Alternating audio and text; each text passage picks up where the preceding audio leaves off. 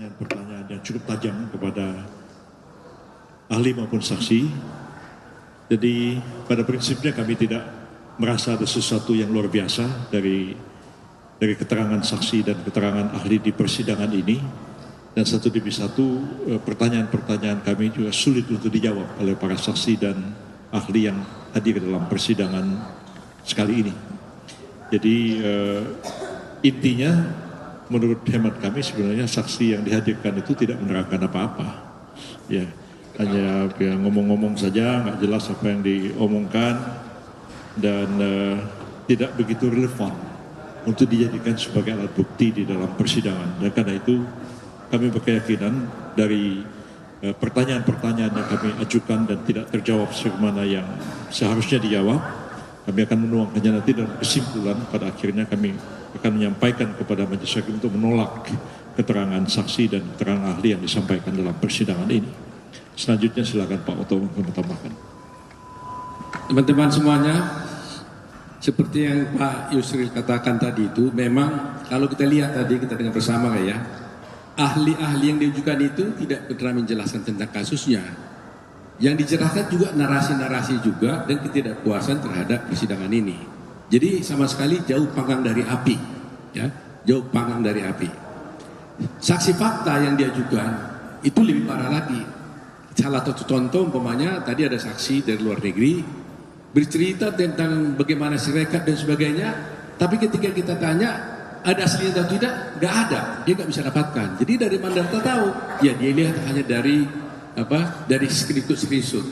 Nah, bagaimana kita bersidang di pengadilan yang mulia ini membicarakan suatu bukti asal usulnya kita tidak tahu, aslinya tidak ada. Nah, kira-kira begitulah kualitas daripada saksi yang disampaikan. Jadi memang kita tidak merasa susah payah melihat dengan adanya saksi-saksi yang diajukan dan ahli tadi itu, kita yakin sekali bahwa permohonan ini mungkin tidak akan dikabulkan kalau berdasarkan saksi-saksi dan keterangan ahli ini. Gitu yang kita sampaikan. Ini Pak Hokman. Belum Pak Hokman, sedikit tambahkan. Sebagai satu contoh tadi saksi ahli, bukan saksi ahli hukum yang dihadirkan di sini panjang lebar menerangkan tentang terkaitan dengan kewenangan-kewenangan pemilu. Saya tanya persoalan simpel aja, ya. Ahli bisa membedakan nggak antara sengketa proses dan sengketa hasil? Dia bilang bisa, ya. Pendaftaran Pak Gibran sebagai calon presiden itu termasuk proses atau hasil? Itu proses, bukan hasil. Kalau hasil kewenangan MK. Jadi selesai jawabannya. Kalau saya beda, di awal persidangan ini kuasa hukum 01 mengatakan Hokman akan menangis. Tadi malah saya ketawa-ketawa, lucu semuanya. Lucu karena sepertinya mereka sangat kacau balau dalam membuat saksinya. Yang pertama, mereka selalu mendalilkan peraturan KPU mengenai umur 40 tahun belum dirubah pada saat pendaftaran Gibran. Mereka lupa nggak ada putusan Mahkamah Konstitusi nomor 90 yang mengatakan boleh asal pernah kepala daerah. Dan di pasal 47 Undang-Undang Mahkamah Konstitusi disebutkan putusan Mahkamah Konstitusi berlaku sejak diucapkan. Jadi nggak perlu menunggu dirubah peraturan KPU. Yang kedua, yang paling lucu bikin saya ketawa adalah tadi ada ahlinya mengatakan bahwa Jokowi melanggar undang-undang korupsi, bansos, melanggar undang-undang APBN. Pertanyaannya, bagaimana mungkin Mahkamah Konstitusi mengabulkan permohonan mereka dengan mengatakan Jokowi melanggar undang-undang tindak pidana korupsi dan melanggar undang-undang APBN, sedangkan Jokowi dan menterinya bukan pihak dalam perkara ini, dan Mahkamah Konstitusi tidak punya kapasitas untuk menentukan apakah ada korupsi atau tidak. Makanya saya bilang tadi, saya ketawa. Jadi begini, tadi juga misalnya ahli menerangkan bahwa satu pejabat penyelenggara negara atau birokrasi itu tidak bisa mengambil satu kebijakan berdasarkan vonis pengadilan.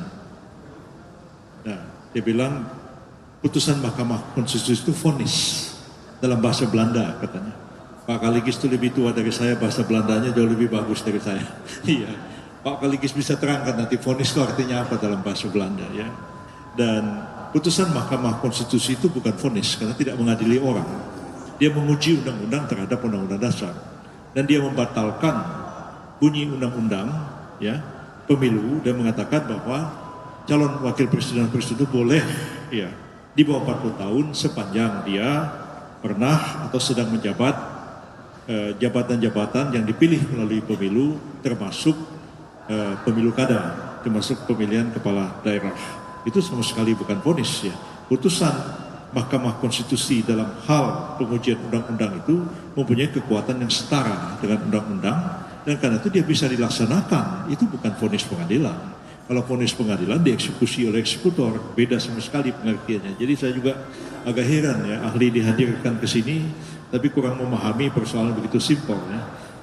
Ketika zaman dulu kita belajar hukum, bicara vonis itu belum ada ini Mahkamah Konstitusi ini. Jadi itulah pengertian vonis dalam bahasa Belanda, tapi dalam konteks sekarang sudah jauh berbeda pengertiannya. Barangkali Pak, ini tambahkan Pak Kaligis itu menjelaskan istilah vonis ini Pak. Habis ini Pak Kaligis cerita. Dari tadi banyak saya di Kotak Wartawan selalu pertanyaannya mengenai soal bansos. Dan ini selalu menarik kalian. Jadi soal bansos tadi itu sudah dijelaskan persidangan. Ada ahli yang menceritakan tentang teori pork barrel, di mana dalam teori ini katakan bahwa ada upaya menggelontorkan suatu dana kepada masyarakat untuk pemilih tertentu. Lantas saya tanya dalam persidangan, ini kan bansos kan dibuat dalam satu undang-undang. Kalau dibuat dalam satu undang-undang, berarti yang terlibat di sana adalah pemerintah dan DPR.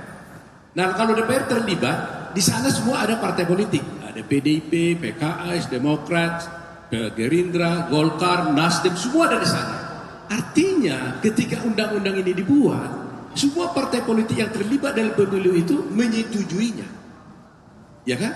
Nah, pemerintah dalam Pak Jokowi tuding-tuding sekarang salah. Saya tanya dalam persidangan tadi, kalau presiden atau pemerintah melaksanakan undang-undang tentang bansos, salah enggak? Ya dibilang ya memang wajib dilaksanakan undang-undangnya.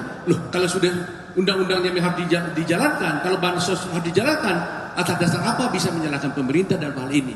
Jadi kami melihat di sini, sekiranya nanti menteri diundang, mudah-mudahan juga diundang oleh Mahkamah Konstitusi, saya kira akan lebih jelas lagi bahwa apa yang mereka dalilkan soal bansos itu sama sekali tidak terbukti untuk kepentingan dari 02, tapi itu adalah kepentingan masyarakat yang didasarkan pada undang-undang yang disepakati bersama oleh semua partai yang ada di dalam peserta pemilu.